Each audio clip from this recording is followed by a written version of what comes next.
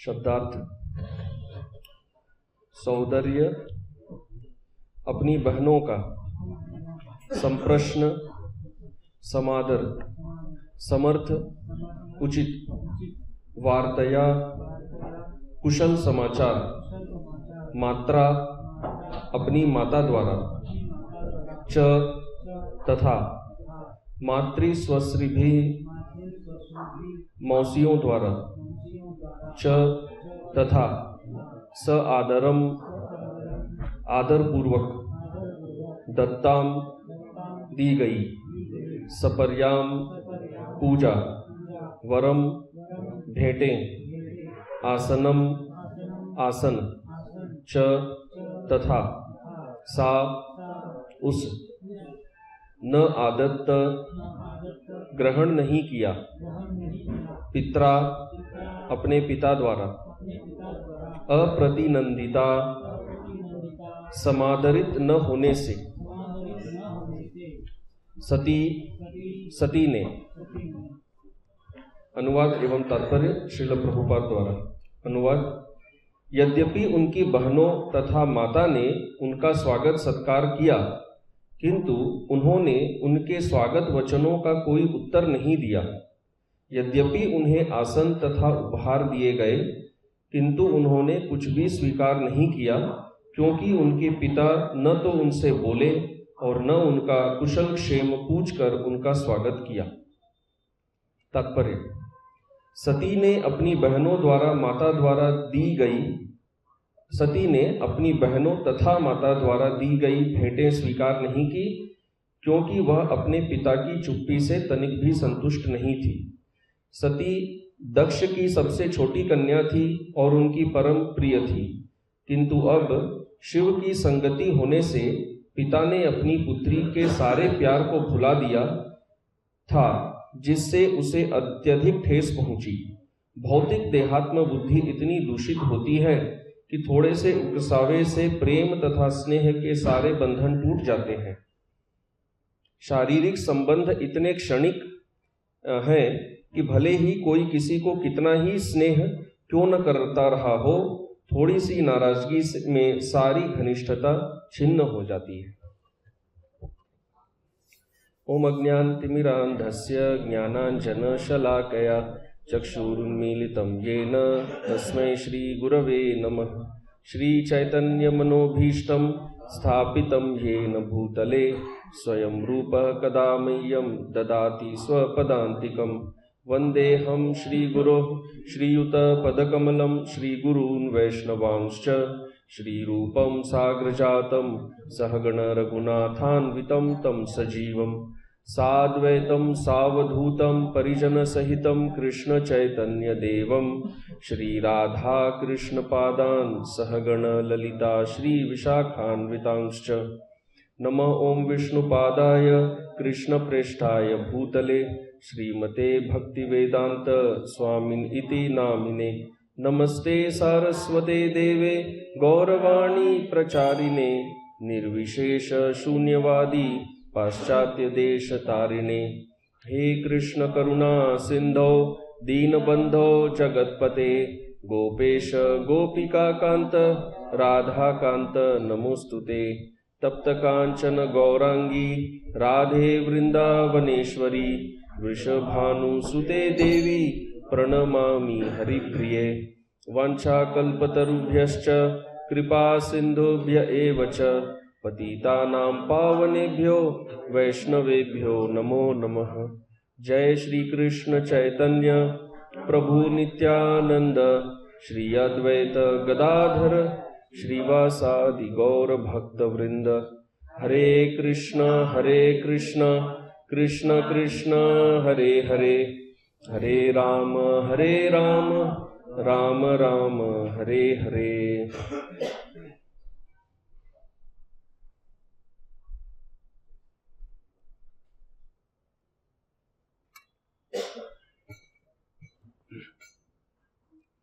हरे कृष्ण। सभी उपस्थित भक्तों का हार्दिक स्वागत है। सभी भक्तों का आशीर्वाद और अनुमति चाहते कि श्रीमद् भागवत के श्लोक के संबंध में कुछ करने का प्रयास कर सके। तो यहाँ पर माता सती का आदर सत्कार नहीं किया गया। यद्यपि उनकी माँ और उनकी बहनों ने उनका सत्कार किया, परंतु उनके पिता ने नहीं किया। इसलिए माता सती ने अपनी माता और बहनों के स्वागत सत्कार का कुछ प्रत्युत्तर नहीं दिया, अर्थात उन्होंने वो स्वागत सत्कार स्वीकार नहीं किया, क्योंकि वो समझ गए कि वो यहाँ पर अवांछित हैं, अनडिजायरेबल। अर्थात वो समझ गई कि यह सभा मेरी उपस्थिति से प्रसन्न नहीं है, तो मुझे यहाँ नहीं चाहते। तो वैष्णवों का आदर सत्कार न करने से कितना घातक परिणाम हो सकता है। समुचित आदर सत्कार किया जाना चाहिए। माता सती केवल दक्ष की पुत्री नहीं है, शिवजी की पत्नी है और महान वैष्णवी भी है। तो यह जो आतिथ्य का विषय है, आतिथ्य, आदर सत्कार इत्यादि, इस पर कुछ चर्चा करने का प्रयास करेंगे। तो श्रील सनातन गोस्वामी वे आतिथ्य शब्द की परिभाषा देते हैं। विषय को उसकी परिभाषा से प्रारंभ करते हैं। बृहद भागवतामृत में उन्होंने इसकी परिभाषा दी है। आतिथ्य क्या होता है? वो कहते हैं, आतिथ्येन स्वागत आदिना तद देश काल आदि उचितेन। कि आतिथ्य का अर्थ है स्वागत करना। स्वागत अर्थात सुआगत। तो कोई आगत अर्थात कोई आता है और उससे हम सु मतलब वो हम उसे शुभ मानकर उन्हें स्वीकार करते हैं। तो सुआगत स्वागत।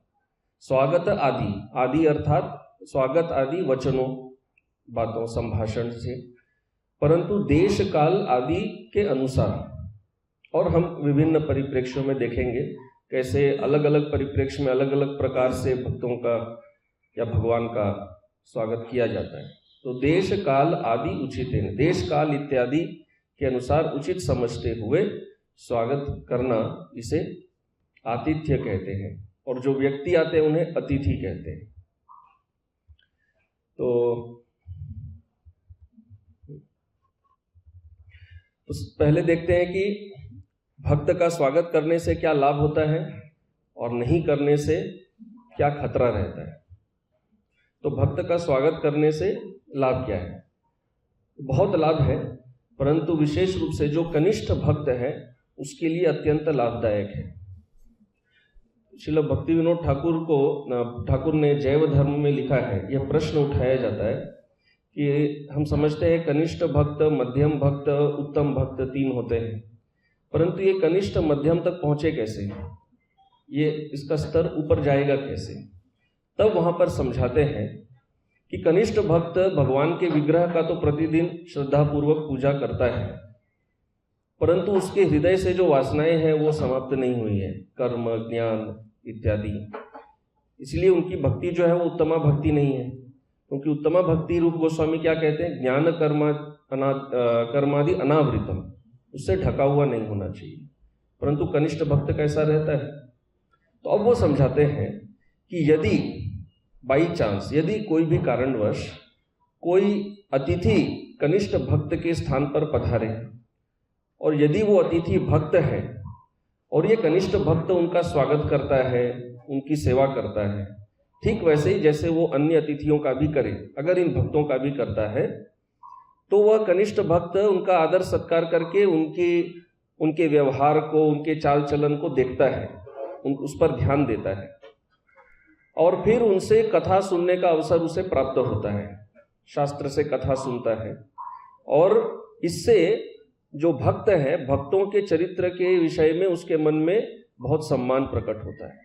तो इस प्रकार धीरे धीरे वह मध्यम स्तर तक पहुंच जाता है। तो कनिष्ठ भक्त जो है वो मध्यम स्तर तक भक्तों की सहायता से ही पहुंच सकते हैं। और भक्तों की सहायता कैसे? केवल भक्तों से लेने से नहीं होगा, भक्तों का सेवा भी करना होगा। केवल लेते रहेंगे तो वो श्रवण करेंगे और फिर वो जो श्रवण कर रहे हैं वो भूलते जाएंगे। जो श्रवण कर रहे हैं वो यदि हृदय में धारण करना है तो उसके लिए भक्तों की सेवा करनी होगी, तभी वो धारण हो पाएगा। नहीं तो एक कान से सुनेंगे, दूसरे कान से भूलते जाएंगे। फिर वही कहेंगे कि कथा कैसा था? बहुत अच्छा था। क्या बोला गया वो याद नहीं है। परंतु बहुत अच्छा लेक्चर था। परंतु हम सब अनुभव कर सकते हैं, जो अधिक सेवा करते हैं विशेष करके वैष्णवों की, वो कथा के मर्म को धारण कर सकते हैं, डाइजेस्ट कर सकते हैं। नहीं तो डाइजेस्ट, बिना सेवा के कथा डाइजेस्ट नहीं होगा। अच्छा, अब यदि भक्तों का स्वागत न किया जाए तो फिर इसमें खतरा क्या है? तो ये बहुत प्रसिद्ध श्लोक है, वैष्णव सदाचार में सदैव बताया जाता है। हरिभक्ति विलास में सनातन गोस्वामी कहते हैं कि 6 प्रकार के अपराध भक्तों के प्रति, 6 प्रकार से अपराध होते हैं। हंति निंदति वै द्वेष्टि वैष्णवान नाभिनंदति क्रुध्यते याति नो हर्षम दर्शने पतनानि षट। 6 प्रकार से पतन हो जाता है भक्त का। कौन से 6 प्रकार है? ये स्कंद पुराण का श्लोक है। पहला है हंति, वैष्णव की, हंति में वैष्णव की हत्या भी हो सकती है या कोई प्रकार का शारीरिक आघात उनके ऊपर पहुंचाना, हंति। दूसरा है निंदति, वैष्णव की निंदा करना। तीसरा है द्वेष्टि, वैष्णव से द्वेष करना। न अभिनंदति, वैष्णव का अभिनंदन नहीं करना। तो ऐसे भागवत में 2-3 शब्द प्रयोग किए गए हैं, अभिनंदन, अभ्यनुयदन, स्वागत, ये तो है ही। चौथा, 5वां है क्रुध्यते, वैष्णव पर क्रोध करना। और छठा है नो हर्षम दर्शने, वैष्णव का दर्शन करने पर प्रसन्न नहीं होना। अरे फिर पकाने आ गए हमको। देखते ही कभी कभी साइड हो जाते हैं ना, अभी प्रभु जी पकड़ेंगे तो आधा घंटा हमको पकाएंगे, है ना, खड़े खड़े यहीं पर क्लास दे देंगे। और यदि हमें पता है कि हमने कुछ किया है जिसको लेके वो नाराज है या कुछ बात हो गया है, तब थोड़ा और दूरी से ही, तब तो दूरबीन से देख के भाग से जाएंगे। उनको तो नहीं भगा सकते। यदि वो हमारे सीनियर है तो, सीनियर है तो हम भाग जाएंगे, जूनियर है तो बोल देंगे कि अभी प्रभु थोड़ा बाद में बात करेंगे, अभी टाइम नहीं। तो खैर ठीक है, कई बार वो प्रैक्टिकल डीलिंग में ऐसा हो जाता है, परंतु मूल बात है हृदय से हर्ष होना चाहिए। हृदय से ये नहीं लगना चाहिए कहाँ ये कौन ये वैष्णव फिर से प्रकट हो गया। वो ऐसा यदि है तो फिर अपराध हो जाता है। तो खैर हमारा आज का जो विषय है उसके परिप्रेक्ष्य में बात यह है कि वैष्णव का अभिनंदन, स्वागत नहीं करना। तो जैसा सनातन गोस्वामी ने कहा, देश काल इत्यादि के हिसाब से स्वागत किया जाता है। तो एक एक्सट्रीम एग्जाम्पल हम देखते हैं कि कठिनतम परिस्थिति में भी भक्त ने वैष्णवों का स्वागत कैसे किया। तो प्रथम स्कंद में भीष्मदेव का उदाहरण आता है। भीष्मदेव जब बाण की शैया पर लेटे हुए थे और वहां पर भगवान कृष्ण की इच्छा से जितने समस्त महान ऋषि इत्यादि विभिन्न लोकों से सब वहां प्रकट हो गए, जो सर्वोच्च ऋषि ब्रह्मर्षि इत्यादि सब वहां पर आए। तब भीष्मदेव के संबंध में बताया जाता है कि 8 वसुओं में सर्वश्रेष्ठ भीष्मदेव ने वहां पर एकत्र हुए समस्त महान तथा शक्ति संपन्न ऋषियों का स्वागत किया। पर वो तो लेटे हुए हैं, वो तो हाथ भी नहीं हिला सक रहे, कुछ नहीं कर सकते, क्योंकि भीष्मदेव को देश तथा काल के अनुसार समस्त धार्मिक नियमों की भली भांति जानकारी थी। तो ये बहुत महत्वपूर्ण बात है, क्योंकि श्रील प्रभुपाद इस श्लोक के तात्पर्य में सिद्ध करते हैं कि यही होते हैं महाजन। महाजन जो है वो किसी भी परिस्थिति में जो सिद्धांत है उसका पालन करना जानते हैं, देश काल पात्र के हिसाब से। और भीष्मदेव ने ऐसा किया। भीष्मदेव ने केवल अपने वचनों से उनका स्वागत सत्कार कर लिया, ऐसी कठिनतम परिस्थिति में भी। तो श्रील प्रभुपाद यहाँ लिखते हैं तात्पर्य में, निस्संदेह वे उस समय उनका स्वागत सम्मान स्वयं उठकर कर पाने में शरीर से असमर्थ थे, क्योंकि उस समय वे न तो घर पे थे न सामान्य रूप से स्वस्थावस्था में थे, परंतु वे अपने मस्तिष्क के सुचारू रूप से कार्य करने से बिल्कुल चुस्त थे और हार्दिक मृदु वचन बोल सके। इसीलिए सभी आगंतुकों का ठीक से सत्कार हो पाया। तो प्रभुपाद यहाँ कह रहे हैं कि मनुष्य अपना कर्तव्य 3 तरह से पूरा कर सकता है, मन से, वाणी से, कर्म से। और भीष्मदेव ये बात भली भांति जानते थे। तो शारीरिक रूप से वे असमर्थ थे, परंतु फिर भी आदर सत्कार करने में उन्हें कोई कठिनाई नहीं। तो ये एक बहुत एक्सट्रीम एग्जाम्पल है कि व्यक्ति इतनी असह्य पीड़ा में है फिर भी वो आए हुए अतिथियों का आदर सत्कार कर लेते हैं, उसमें वे चूकते नहीं हैं। तो इससे सिद्ध होता है कि ये कितना महत्वपूर्ण सिद्धांत है, अत्यंत महत्वपूर्ण। तो भीष्मदेव ने इस प्रकार किया। तो ये एक प्रकार का आदर सत्कार है जिसमें केवल मुझसे कुछ वचन बोल रहे हैं, हिल डुल भी नहीं सकते। अब हम दूसरा एक्सट्रीम देखते हैं, जब भगवान कृष्ण का आदर सत्कार होता है। भगवान कृष्ण जब द्वारका में पधारते हैं तो जैसे ही द्वारकावासी भगवान कृष्ण को बस देखने लग जाते हैं, देखते ही वहां से आदर सत्कार सब प्रारंभ हो जाता है। हमने पढ़ा है, स्त्रियां जो है वो इमारत के छत पर चली जाती है, वहां से देखती हैं रास्ते सजाए जा रहे हैं, घर घर को सजाया जा रहा है। परंतु भगवान कृष्ण को जितना भी आदर सत्कार दिया जाता है, भागवत में कहा जा रहा है ये सूर्य को दीप दिखाने के बराबर है।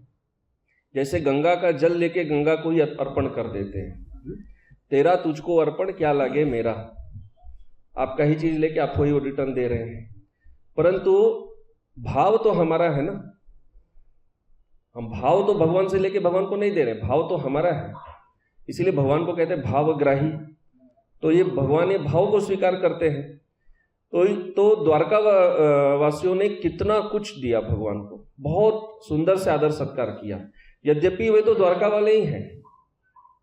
ये इंटरेस्टिंग बात है, हम अन्यों का आदर सत्कार करते हैं, अपने घर वालों का कितना करते हैं। ये तो अपना घर का आदमी है, इसको लेके क्या चिंता करना है, अपने घर वाला है।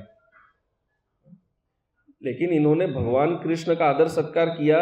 ऐसा कहा जाता है जब तक भगवान नहीं थे एक एक सांस जैसे गिन रहे थे, इतना कठिन था इनके लिए। तो खैर भगवान का स्वागत कितना भी किया जाए वो कम ही रहता है। परंतु यहां पर कुछ महत्वपूर्ण बातें हैं। प्रभुपाद जी यहां समझा रहे, कृष्ण का आदर सत्कार वास्तविक था, रूखा सूखा नहीं था, बहुत वैरायटी वाला था। प्रत्येक घर के द्वार पर फल, दही, गन्ना, जल पात्र, पूजन की सामग्री प्रत्येक घर घर में ऐसे सजाई गई थी, घर घर में। तो श्रील प्रभुपाद यहां कह रहे हैं कि वैदिक प्रथा के अनुसार स्वागत की विधि शुष्क नहीं होती है। फॉर्मेलिटी के लिए जैसे कोई नेता वगैरह आते हैं तो 2 मिनट का कागज पे स्पीच लिखा रहता है, उसको पढ़ लेते हैं, hereby I welcome, now I request him to deliver the lecture, हो गया। वैसा नहीं, भावपूर्ण और पूरा वैरायटी से, शुष्क नहीं। तो प्रभुपाद जी यहां कह रहे हैं केवल राजमार्ग तथा गली कूचे नहीं सजाए थे, अपने अपने सामर्थ्य के अनुसार आवश्यक वस्तुओं जैसे धूप, दीप, फूल, मिठाई, स्वादिष्ट खाद्य भी भगवान की पूजा में की गई थी। ये सब वस्तुएं भगवान को अर्पित की गई और प्रत्येक घर सजाया गया। अभी कोई बहुत बड़ा मंत्री कोई भी आ जाए, हमने सबने देखा है, रोड को पेंट कर देते हैं, सब सजा देते हैं। कोई अपना घर सजाता है क्या? भाई आज बहुत बड़े प्रधानमंत्री या कोई आ रहे हैं, ठीक है शहर को सजाओ, अपना घर तो कोई नहीं सजाता है। यही तो भाव का बात आ जाता है ना। यहाँ अपना घर सजा रहे हैं क्योंकि भगवान केवल रास्ते पर नहीं आ रहे, प्रत्येक घर में आ रहे, हर किसी को भगवान देखते हैं इंडिविजुअली। तो प्रभुपाद जी कह रहे हैं ये वैदिक संस्कृति है, इट इज रियल। प्रभुपाद लिखते हैं it was real not dry, it was not dry welcome, real welcome. तो कोई बहुत बड़ा व्यक्ति यदि आता है तो उनका आदर सत्कार कैसे होना चाहिए?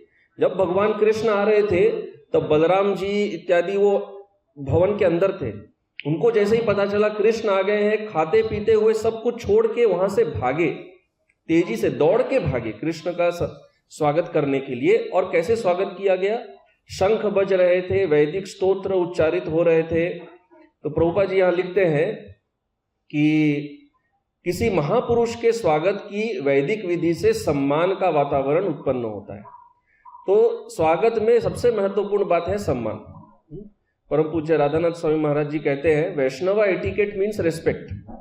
बाकी जो बातें हैं वो बाह्य है, एक्सटर्नल, कैसे दंडवत करना है, हाथ जोड़ना है वगैरह वगैरह, बाह्य बातें हैं। मूल बात है अमानीन मान देना। यदि मान नहीं है तो फिर वो वैष्णव एटिकेट क्या है? वो फिर वही ड्राई हो गया, वो रियल तो रहा नहीं। तो यहां प्रभुपाद कह रहे हैं वैदिक विधि है सम्मान। और महान व्यक्ति का सम्मान कैसे किया जाना चाहिए? शंख बजाकर, पुष्प, धूप, सजे हुए हाथी, वैदिक साहित्य से स्तोत्रों का पाठ करना इत्यादि, ऐसे प्रभुपाद जी यहाँ लिख रहे हैं। और ऐसा स्वागत करने से क्या होता है लाभ? स्वागत का ऐसा कार्यक्रम स्वागतकर्ता तथा स्वागत किए जाने वाले दोनों की निष्ठा से पूरित होता है।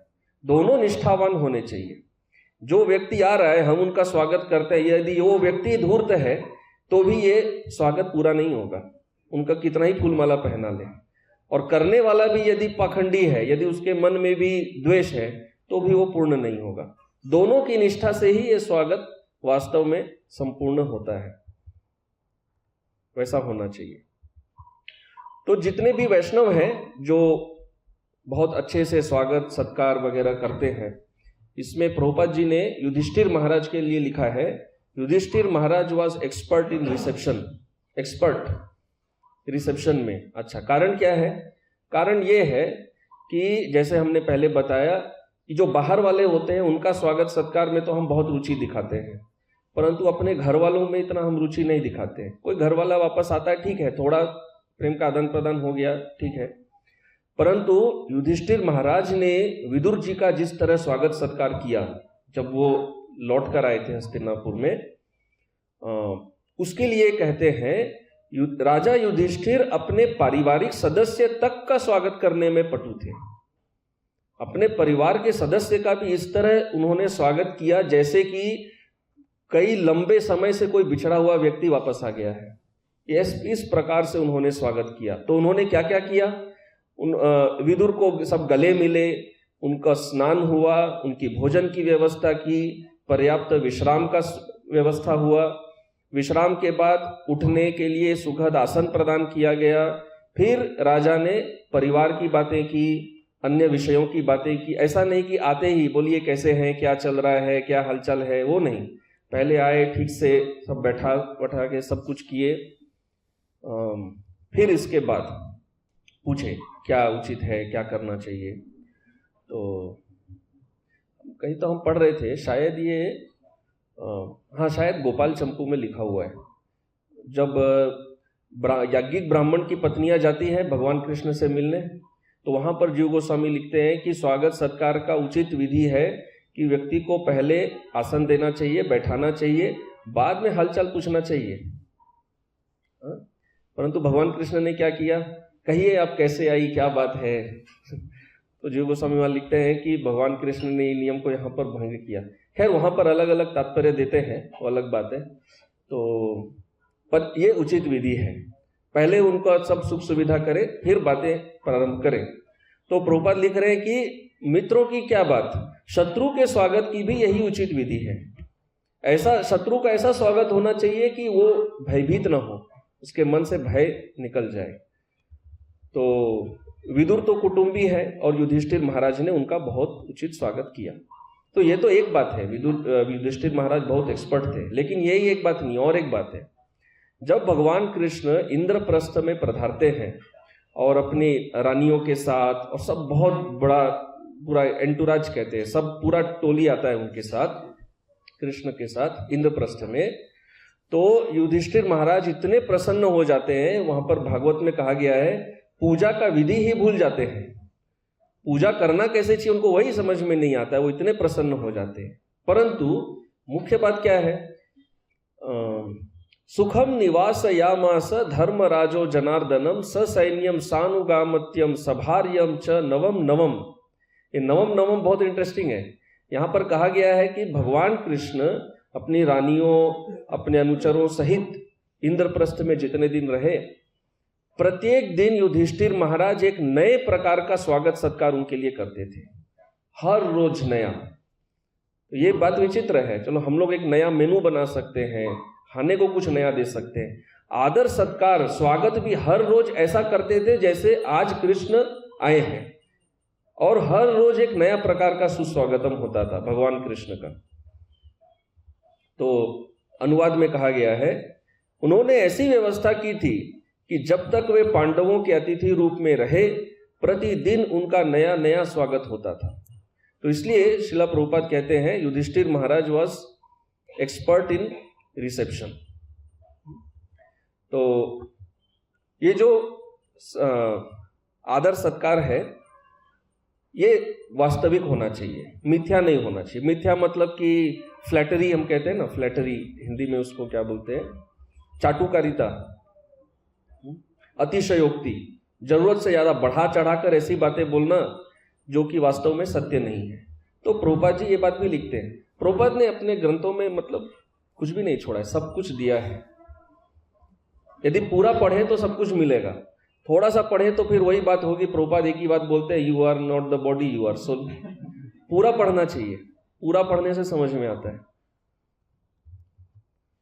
तो खैर, जब महाराज परीक्षित का स्वागत कैसे होता था, वो जब राज्य में भ्रमण करते थे तब राज्य के जो वासी है वो कैसे उनका आदर सत्कार करते थे। तो महाराज परीक्षित का आदर सत्कार कैसे होता था, महाराज परीक्षित जहां भी जाते थे, जो वहां के जो लोग हैं वो उनके पूर्वजों का यशगान करते थे, पांडवों का गुणगान करते थे, कृष्ण का गुणगान करते थे, पांडवों ने कृष्ण के लिए क्या क्या किया ऐसे गुणगान करते थे। इस प्रकार से महाराज परीक्षित का गुणगान होता था कि ऐसे महान पांडवों के आप वंशज हैं। तो यहां पर श्रीला प्रभुपाद लिखते हैं कि आज के तथा तब के स्वागत उद्बोधन करने में यही अंतर है कि प्राचीन समय में महाराज परीक्षित जैसे व्यक्ति को ही ऐसे उद्बोधन भेंट किए जाते थे। ऐसे उद्बोधन अर्थात स्वागत, वेलकम, तथ्यों तथा आंकड़ों से भरे होते थे। प्रभुपाद इंग्लिश में लिखते हैं facts and figure, point two point स्वागत होता था, ग्लोरिफिकेशन, पॉइंट टू पॉइंट, बढ़ा चढ़ा के नहीं।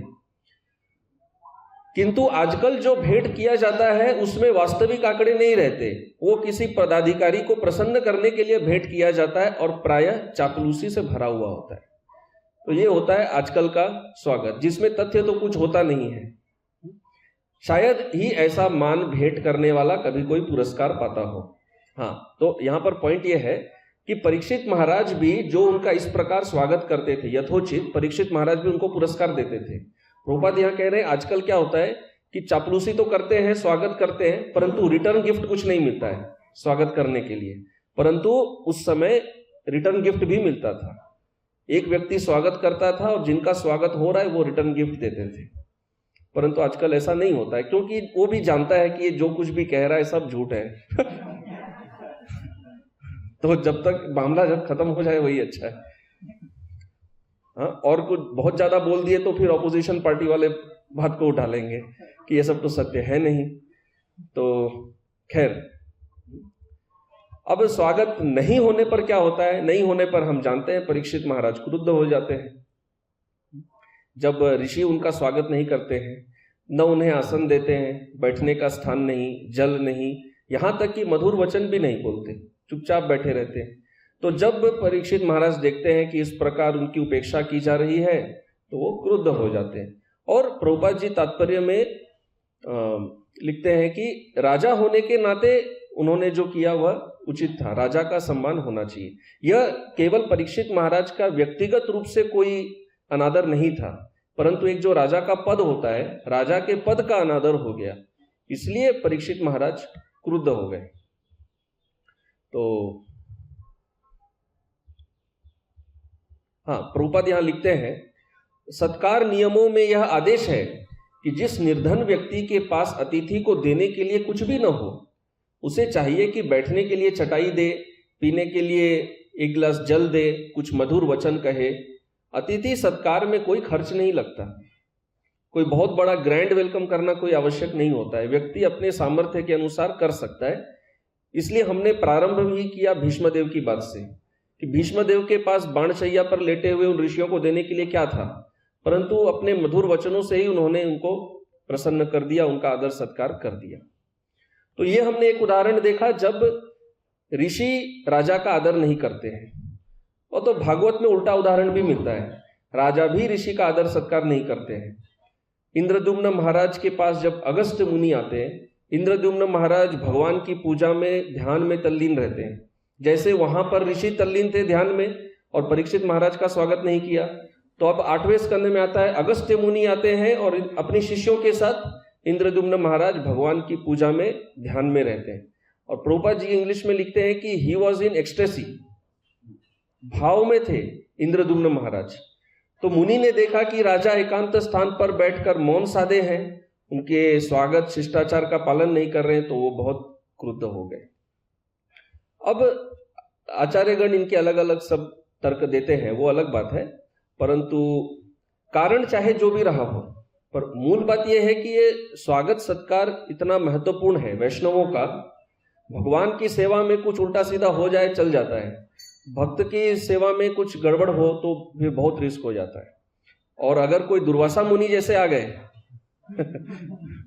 तो अगले कितने सारे जन्म तैयार हो जाएंगे पता नहीं। तो इसीलिए देखिए, कुंती महारानी का जब भी चरित्र का गुणगान किया जाता है, हमेशा ये पॉइंट लाया जाता है कि इन्होंने दुर्वासा मुनि को अपने स्वागत सत्कार से प्रसन्न कर दिया। मतलब ये बहुत बड़ा अचीवमेंट किया। दुर्वासा मुनि को प्रसन्न करना, स्वागत करना, ये कोई छोटी मोटी बात नहीं है, हर किसी के बस की बात नहीं है। तो पांडवों के केस में तो खैर रिस्क लिया ही नहीं, भगवान कृष्ण ने वहीं से भेज दिया, परंतु उनकी मां ने वास्तव में आदर करके दिखाया था, वास्तव में करके दिखाया था। पांडव घबरा गए थे, परंतु मां ने किया था। तो खैर अगस्त्य मुनि ने तो इनको श्राप ही दे दिया।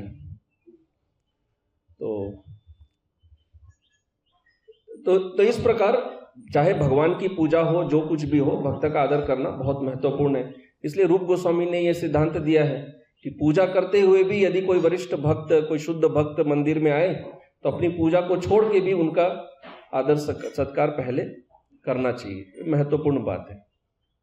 तो अब हम जब किसी का आदर करते हैं तो हम आदर किसका कर रहे हैं, वास्तव में महत्वपूर्ण बात है।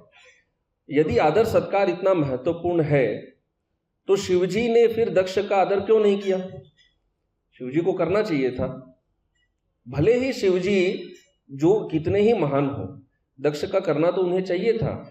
तो शिवजी माता सती से कहते हैं कि मैंने तो उनका आदर किया, कौन कहता है मैंने उनका स्वागत नहीं किया? तो वो उन्हें कहते हैं कि शिवजी कहते हैं कि मित्र तथा स्वजन खड़े होकर एक दूसरे का स्वागत और नमस्कार करके परस्पर अभिवादन करते हैं, किंतु जो दिव्य पद पर ऊपर उठ चुके हैं वे प्रबुद्ध होने के कारण ऐसा सम्मान प्रत्येक शरीर में वास करने वाले परमात्मा का ही करते हैं, देहाभिमानी पुरुष का नहीं। तो यहां पर तात्पर्य में श्रील प्रभुपाद समझाते हैं कि वैष्णव जो सम्मान देते हैं वो वास्तव में शरीर में स्थित जो भगवान विष्णु है, परमात्मा है, उनको सम्मान देते हैं। प्रभुपाद जी इस तरह लिखते हैं कि किसी भी भक्त अपने को शरीर करके नहीं मानते, अतः किसी वैष्णव को प्रणाम करने का अर्थ है विष्णु को प्रणाम करना, यह शिष्टाचार है। तो शिवजी कह रहे हैं कि उनके हृदय में भी भगवान विष्णु है, दक्ष के हृदय में, और मैंने तो उनको प्रणाम किया, मैंने उनका आदर किया, तो इस प्रकार से दक्ष का भी सम्मान हो गया। जो देहाभिमानी पुरुष है उनके हृदय में जो विष्णु स्थित है उनको नमस्कार कर लेना पर्याप्त है। तो प्रभुपाद जी कहते हैं वैष्णव शरीर को विष्णु का मंदिर मानता है। चूंकि शिवजी कृष्ण चेतना में परमात्मा को पहले ही नमस्कार कर चुके थे, अतः दक्ष जो अपने को शरीर रूप में मान रहा था पहले ही नमस्कार अर्पित हो चुका था। तो शिवजी ने कोई गलती नहीं की, शिवजी पर कोई दोषारोपण नहीं किया जा सकता कि उन्होंने ऐसा नहीं किया। तो शिवजी ने यथोचित सत्कार किया दक्ष का। तो ये एक बात हुआ।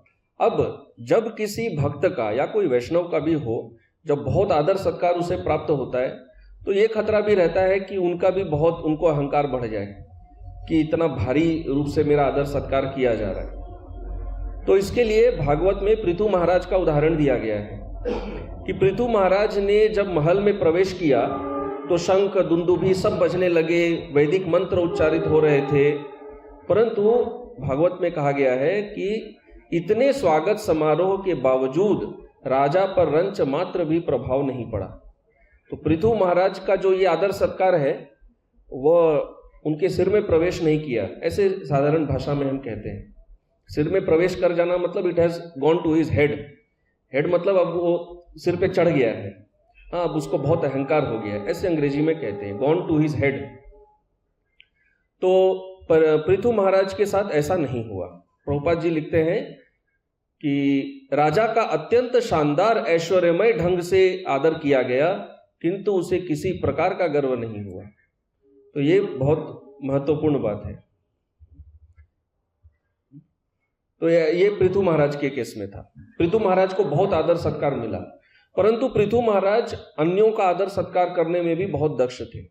जब चतुष कुमार वहां पर पधारते हैं तो पृथु महाराज बहुत यथोचित चतुष कुमार का आदर सत्कार करते हैं, उनका सम्मान करते हैं। और वहीं पर शिला प्रभुपाद तात्पर्य में वो बात कहते हैं जो बहुत प्रसिद्ध है इस्कॉन में। प्रभुपाद सिखाते हैं कि कैसे गृहस्थ को चाहे वो कितना ही गरीब से गरीब क्यों न हो, आदर सत्कार स्वागत सम्मान करना ही चाहिए।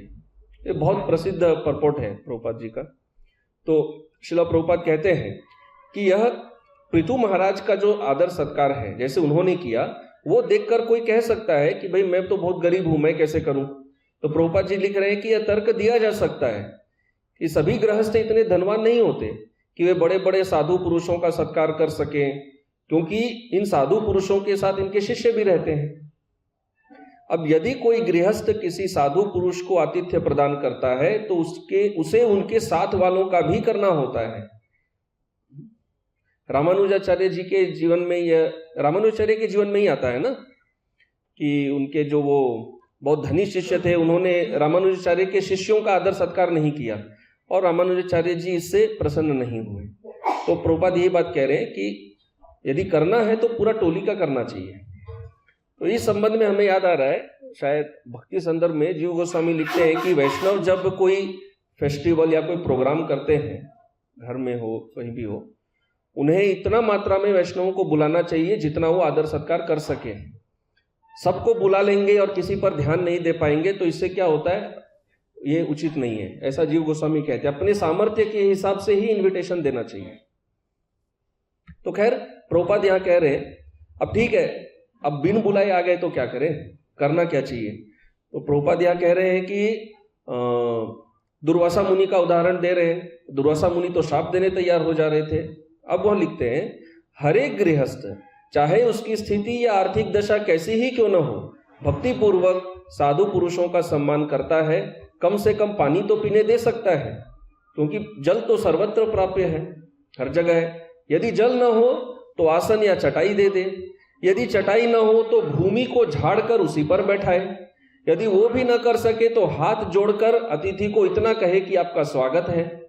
यदि इतना भी न कर पाए तो अपनी दीनहीन दशा पर आंसू बहाने चाहिए कि मैं इतना भी नहीं कर पा रहा हूं, और समस्त परिवार पत्नी तथा संतान सहित केवल प्रणाम कर देना चाहिए। मतलब लास्ट ऑप्शन प्रणाम, इतना तो कर सकता है। इस प्रकार किसी भी अतिथि को प्रसन्न किया जा सकता है। अच्छा, अभी कोई प्रमाण होना चाहिए क्या? ऐसा कोई प्रमाण है कि भाई कोई बहुत गरीब है और उन्होंने आदर सत्कार कर दिया बहुत अच्छे से? प्रमाण है दशम स्कंद में बहुलाश्व और श्रुतदेव। तो बहुलाश्व तो बड़े राजा थे, उन्होंने तो भगवान कृष्ण का आदर सत्कार किया ही, परंतु श्रुतदेव जो अत्यंत गरीब थे उनके लिए कहा जाता है कि श्रुतदेव ने अपने घर में भगवान अच्युत को उतना ही उत्साह के साथ स्वागत किया जैसा कि राजा बहुलाश्व ने किया था। उत्साह बराबर का था, तो भाव वही था, भेद केवल सामग्रियों का था। तो श्रुतदेव ने सबसे पहले क्या किया, कैसे आदर सत्कार किया? वो अपनी दुशाला को हिला हिलाकर परम हर्ष से नाचने लगे। जैसे आजकल सिनेमा वगैरह में नाचते हैं वैसे नाच रहे थे, कपड़ा को घुमा घुमा के ऐसे नाच रहे थे। और घास दर्भ तृण से बनी चटाइयां लाकर अतिथियों को उन्होंने वहां पर बैठाया, स्वागत में कुछ शब्द कहे। अब यहां इंटरेस्टिंग पॉइंट है, श्रुतदेव वास्तव में इतने गरीब थे ना, उनके पास कोई चटाई भी नहीं थी घर में। तो विश्वनाथ चक्रवर्ती ठाकुर लिखते हैं टीका में कि श्रुतदेव ने पड़ोस से जाकर अतिरिक्त चटाइयां उधार लाई। अभी भगवान कृष्ण तो शिष्यों के साथ आए हैं, एक गरीब व्यक्ति भी अपने घर में कितना चटाई रखेगा? 3 मेंबर 4 मेंबर 3 4 5 रख ले। भगवान कृष्ण तो पूरा टीम के साथ आए हैं, तो अतिरिक्त चटाइयां कैसे लाए? वो कोई राजा तो नहीं है कि तुरंत ऑर्डर लगाएंगे चलो लेकर आओ। तो इन्होंने पड़ोस से उधार में चटाइयां लाई। अवश्य ही बहुत सारे घरों में गए होंगे, क्योंकि इनके प्रकार कोई और घर वाला भी 15-20 चटाई क्यों रखेगा, थोड़े बहुत रखेगा। तो इस प्रकार श्रुतदेव ने भी भगवान का आदर सत्कार तो कर ही दिया, उसमें कोई कमी नहीं रखी, अपनी यथाशक्ति उन्होंने प्रयास किया। तो ऐसे सिद्ध होता है कि गरीब से गरीब व्यक्ति भी यदि उसमें भाव हो तो अवश्य आदर सत्कार कर सकता है, ये संभव है। अब यदि कोई नहीं करता है तो उसका परिणाम बहुत घातक हो जाता है। ये हमने चर्चा किया कि 6 प्रकार से भक्तों का अपराध होता है। आदर सत्कार नहीं करने से घोर अपराध लग जाता है। उदाहरण जैसे इंद्र ने घमंड में आकर बृहस्पति का आदर नहीं किया। इंद्रद्युम्न महाराज का ऐसा नहीं था, वो तो बस समझ नहीं पाए थे, परंतु इंद्र इतने गर्व में हो जाते हैं। बृहस्पति जब आते हैं तब इंद्र उस समय बहुत गर्व में रहते हैं, सब सभा भरा रहता है, एकदम ऐश्वर्य वगैरह, तो इंद्र उनका आदर सम्मान नहीं करते हैं और इंद्र तुरंत समझ भी जाते हैं। बृहस्पति जब कुछ बिना बोले चले जाते हैं तो इंद्र समझ जाते हैं, अरे मैंने बहुत बड़ी गलती कर दी है। तब इंद्र बहुत महत्वपूर्ण बात कहते हैं कि धिक्कार है मेरे इस धन ऐश्वर्य को, कौन ऐसा धन ऐश्वर्य स्वीकार करेगा जिससे उसका पतन हो जाएगा। देखो मेरा कैसे पतन हो गया। उस समय पतन हुआ नहीं था, पर इंद्र समझ गए थे अब मेरा पतन होने वाला है, इसलिए लोग सब ब्रह्मा जी के पास जाते हैं। और चूंकि इंद्र राजा है देवताओं के, तो समस्त देवताओं का हो जाता है। तो इस प्रकार इसमें बहुत खतरा होता है। और एक जगह यदि घर में भी कोई अतिथि आता है, उनका हम आदर सत्कार नहीं करते, तो भागवत में बहुत कठोर वचनों में इसकी निंदा की गई है। जब असुर देवताओं को हरा देते हैं और स्वर्ग पर आधिपत्य जमा लेते हैं, तो माता अदिति बहुत निराश रहती है। वो कश्यप जी के पास जाती है। तब कश्यप जी उनसे पूछते हैं, अलग अलग बातें बोलते हैं, क्या आपने ऐसा नहीं किया, वैसा नहीं किया, ये गड़बड़ किया, वो गड़बड़ किया, क्या किया आपने। तब कश्यप जी 2 बात कहते हैं, उनसे कहते हैं कि मुझे आश्चर्य है कि कहीं तुम अपने परिवार के सदस्यों में अत्यधिक आसक्त रहने के कारण अचानक आए अतिथियों का ठीक से स्वागत नहीं कर पाई और वे बिना सत्कार के ही वापस चले गए। क्या इस कारण से ऐसा हुआ? फिर कश्यप जी कहते हैं, जिन घरों में अतिथि 1 गिलास जल भेंट लिए बिना भी वापस चले जाते हैं, वे घर खेतों के उन बिलों के समान है जिनमें सियार रहते हैं। अर्थात ये जो घर है वास्तव में घर नहीं है, ये धिक्कार है इसको। तो प्रभुपाद जी यहां कह रहे हैं कि गृहे शत्रुमपि प्राप्तम विश्वस्तम अकुतो भयम, कि घर में आए हुए शत्रु का भी ऐसा आदर सत्कार होना चाहिए कि अकुतो भयम, उसका भय जो है वो चला जाए। तो यहां पर कश्यप जी कह रहे हैं कि अवश्य आपने ऐसा कुछ किया है, वरना तो ऐसा होता नहीं है, आपने कुछ गलती की है। तो ये कुछ बातें थी कि भक्त को किस प्रकार से आदर सत्कार करना चाहिए। तो भगवान भी भक्तों का आदर सत्कार करने में कमी नहीं रखते, भगवान भी भक्त का आदर सत्कार करते हैं। अजामिल की कथा में अंत में बताया जाता है कि यदि कोई अजामिल की कथा को श्रद्धा भक्ति भाव से श्रवण करता है तो वह भगवत धाम जाता है। और वहाँ कह रहे हैं भागवत में कि जब वो वैकुंठ लोक वापस जाता है, जो कथा श्रवण करने वाला है, जब वो वैकुंठ लोक वापस जाता है तो वैकुंठ में उसका स्वागत किया जाता है, उसकी पूजा की जाती है। ठीक है, तो अभी कुछ प्रमाण होना चाहिए, वैकुंठ में कोई ऐसा वास्तव में होता है स्वागत या नहीं होता है। तो पहला प्रमाण, बहुत सारे प्रमाण है, पहला प्रमाण है भगवान विष्णु गोप कुमार का स्वागत करते हैं। वैकुंठ में जब गोप कुमार जाते हैं तब भगवान विष्णु कहते हैं, बृहद भागवतामृत में वर्णन है, स्वागतम स्वागतम वत्स दिष्ट्या दिष्ट्या भवान्मया संगतोत्र त्वदीक्षायाम चिरमुत्कंठिते नहीं। तो भगवान विष्णु कहते हैं कि अरे मैं कितने जन्मों से आपकी प्रतीक्षा कर रहा था, कितने जन्मों से आप मेरे प्रति विमुख ही थे, इतने जन्मों से, कब से मैं प्रतीक्षा कर रहा था। और देखिए आपको यहां तक लाने के लिए मुझे क्या क्या करना पड़ा, गोवर्धन के निकट मुझे आपको जन्म देना पड़ा। तो मुझे समझ में आया, भगवान विष्णु ऐसे कहते हैं उनको आगे, बहुत प्रयास किया मैंने, बहुत प्रयास किया। अरे आप मुख मोड़ते ही नहीं है मेरे तरफ, देखो अब गोवर्धन के पास आपको जन्म देना पड़ा और मुझे भी एक रूप में वहां पर लेकर जन्म लेना पड़ा, अब जाकर आप यहाँ पर आए हैं। खैर अब आप यहाँ बहुत आराम से रहिए, यहाँ पर प्रसन्नता से रहिए। तो भगवान सबसे पहले उनको क्या कह रहे हैं, स्वागतम स्वागतम, कि हे वत्स आपका स्वागत है, परम मेरा परम सौभाग्य है, मैं कितने दिनों से आपको यहाँ पर देखने के लिए उत्कंठित था। तो भगवान विष्णु का वास्तव में ये भाव है, वास्तव में उत्कंठा में है। और ये जो प्रसंग है यहाँ पर सनातन गोस्वामी ने बहुत लंबे लंबे टीकाएं लिखी हैं, एक एक पेज, हर एक श्लोक पर लंबा टीका लिखा है, क्योंकि यहाँ पर बहुत सिद्धांत है। भगवान विष्णु यहाँ समझा रहे हैं कि कैसे जीव अनेक जन्मों में भ्रमण करता है और भगवान उनकी प्रतीक्षा करते रहते हैं। कई बार हमें लगता है कि भाई भगवान हमारे बारे में सोचते भी हैं क्या, भगवान कभी वेट भी करते हैं कि भाई हम यहाँ पर सड़ रहे हैं। तो अगर ऐसा डाउट आता है तो ये वाला प्रसंग पढ़ना चाहिए। यहाँ पर भगवान विष्णु स्वयं बता रहे हैं किस तरह वो जीव के लिए प्रतीक्षा करते हैं वैकुंठ में। तो बहुत अच्छा प्रसंग है। तो ये तो एक बात है।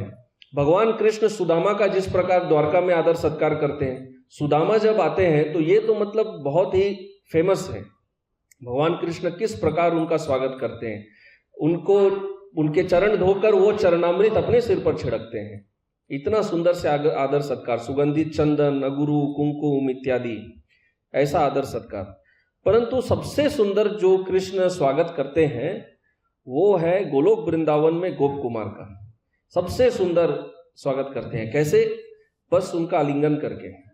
कृष्ण का जो आलिंगन है वो इतने भाव में गोप कुमार का आलिंगन करते हैं कि गोप कुमार का आलिंगन करते ही कृष्ण अचेत होकर भूमि पर गिर जाते हैं। गोप कुमार वहां कह रहे हैं कि पहले वो समझाते हैं उन्होंने गोलोक में क्या देखा, कृष्ण कैसे चलते हैं, ये क्या करते हैं, व्रजवासी क्या करते हैं, सब वो देख रहे थे। तो वो कहते हैं जैसे ही कृष्ण ने मुझे देखा, जो बाकी व्रजवासी है वो सोच रहे थे अरे कौन है, कौन आ गया है यहाँ पर। तो वो देखते हैं जब कृष्ण ने मुझे देखा तो बलपूर्वक कूद कर मेरे निकट आए कृष्ण, और सहसा आलिंगन किए और तुरंत भूमि पर गिर पड़े। और कृष्ण जब भूमि पर गिर जाते हैं तो फिर आगे और वर्णन आता है, सब ब्रजवासी घबरा जाते हैं, अरे कृष्ण को क्या हो गया, क्या हो गया। तो खैर ये सबसे सुंदर स्वागत है। कृष्ण अपने भक्त का इतना अच्छे से स्वागत करते हैं। कृष्ण का आलिंगन से बड़ा स्वागत तो और कुछ हो ही नहीं सकता है। हाँ? ये आलिंगन के लिए तो प्रतीक्षा करते हैं, है ना। हनुमान जी को भगवान रामचंद्र जब आलिंगन कर लेते हैं तो हनुमान जी कहते हैं ना, इससे बड़ा और क्या हो सकता है भेंट। तो भगवान कृष्ण गोप कुमार का जो भाव में आ जाते हैं, केवल फॉर्मल वेलकम नहीं, यस वेलकम वेलकम, वैसे नहीं, मूर्छित हो जाते हैं तुरंत। तो हम सब भी यही प्रतीक्षा करते हैं। जैसे भक्ति विनोद ठाकुर कहते हैं, कौबे हबे से दिन अमर, कब वो दिन आएगा। गोप कुमार का तो भगवान ने आलिंगन किया, हमें तो कम से कम एक एंट्री तो हो, है ना, कहीं किसी कोने में कोई घास फूस कुछ भी, है ना। गोलोक वृंदावन में घास भी बहुत बड़ी बात है। ब्रह्मा जी तो यही चाहते हैं कि मैं घास का एक तृण बनूं और गोपियां मेरे ऊपर चले, बहुत बड़ी बात है। तो इसके लिए हमें अभी कृष्ण का स्वागत करना होगा। मम मन मंदिरे रहो निशिदिन कृष्ण मुरारी, श्री कृष्ण मुरारी। यदि हम अभी अपने मन में भगवान कृष्ण का स्वागत करेंगे, नवम नवम, जैसे युधिष्ठिर महाराज ने किया, नवम नवम प्रतिदिन भगवान का नया स्वागत करना चाहिए। कैसे? अच्छे तरह से और अच्छे तरह से जप करके, अच्छी साधना करके।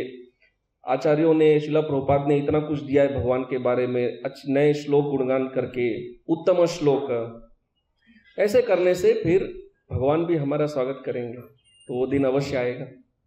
तो ये कहकर यहाँ पर विराम देते हैं। बहुत बहुत धन्यवाद। श्रील प्रभुपाद की जय। ग्रंथराज श्रीमद् भागवतम की जय।